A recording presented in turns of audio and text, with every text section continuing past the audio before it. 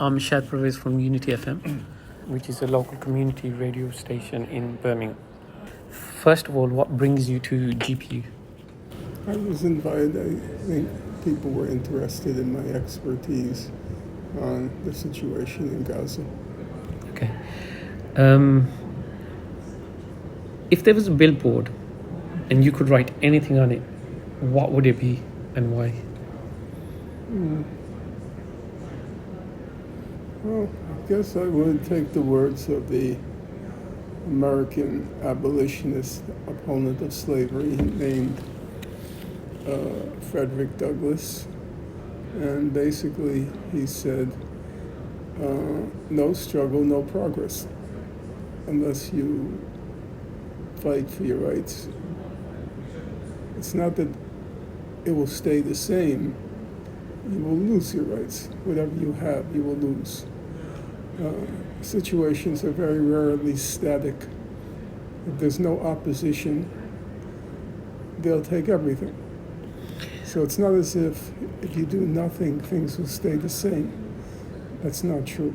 If you do nothing, things get worse.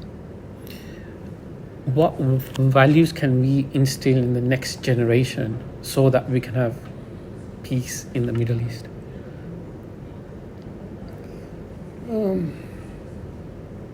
It's a very tough moment now, not only because of what's happening, but because there's no organized opposition. There's sporadic opposition. So if a horror occurs, there'll be people in the street, but that's not sufficient.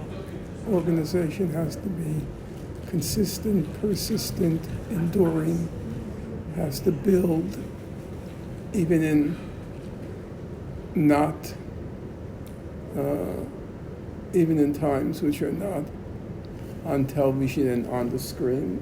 It's just you can't change the world without organization. It's not possible. The other side is so well organized. They have institutions that stretch back hundreds of years. They have the resources to build a formidable garrison. And the only thing our side has, well, we have two things. We have truth on our side, and we have numbers on our side. Most people are being shafted by the system or suffering in terrible ways, as in Gaza and elsewhere. So they have at the moment all the power on their side. We have on our side truth, we have justice on our side, and we have numbers. But truth and justice without organization won't get anywhere. And the organization is not there right now. What's that one advice that you would give to your younger self that still resonates now?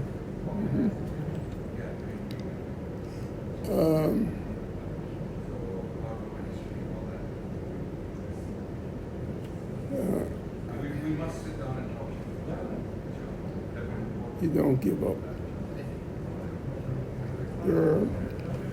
Along the way, there are 1,000 reasons to say, you know what, it's not worth it. I have only one life. You can come up with 1,000 reasons why to give up. But if you're committed to change, you don't give up. Very powerful. If you could instantly master a skill or talent, what would it be and why? I think the most important, everybody's born with gifts. You may think you're not, but you are. You have to discover those gifts. For some people, it's obvious. You know, my mentor and close friend for many years, for several decades, Noam Chomsky, was obvious from a very young age. He had very unusual mental endowments. So some people, you know your gifts straight off. Other people, it takes time. It could take, it could be well into your 20s or 30s before you discover, hey, you know what? I'm pretty good at this, whatever it is. And everybody has it. I'm very confident of that. Everybody has his or her gift. But that's just the beginning. The other part is the tough part. It's the discipline to hone, to refine, to master the gift. The American inventor Thomas Edison, he famously said, genius is 1% inspiration, 99% perspiration. So Professor Chomsky, his mental endowments were extraordinary, but he also put in solid 20-hour days. 20, the perspiration. 4 hours sleep. Well, people always wondered when he slept. It was an enigma. You have to everybody has a gift. I'm very convinced of that. But then there's the hard part. It's the perspiration. Finding the discipline to develop that gift such that you can make a significant contribution. Professor, your three things that coming into my mind. One is bravery, one is courage, the other one is discipline. How do you keep that resilience alive to conquer bravery, resilience? Bravery and courage come in different forms. There's raw physical courage. I don't have raw physical courage. I know that. But that raw physical courage, it's a attribute. I don't deny it, but you have to remember, even Adolf Hitler had raw physical courage. But where does that persistence come from? The persistence comes from basically a family situation. My late mother used to say that she and my father passed through the Nazi Holocaust. And she said, I could understand the Nazis, the bestiality. There are a lot of human beings who have the beast in them. So bestiality is an attribute of, unfortunately, not a few human beings. So she said, that part I can get, I can understand. What she said I can't understand was the indifference, that nobody seemed to care about what was happening to us. And that she found that part she couldn't forgive. Professor,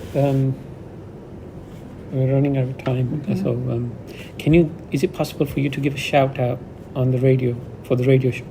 So just introduce yourself and say, keep listening to Unity FM. My name is Norman Finkelstein. I'm from New York City, and I've written on a number of topics, most notably as I speak on GAZA. And I would encourage people to listen to local programs which show concern about the fate of humanity. Brilliant. Thank you, Professor. I think they need you.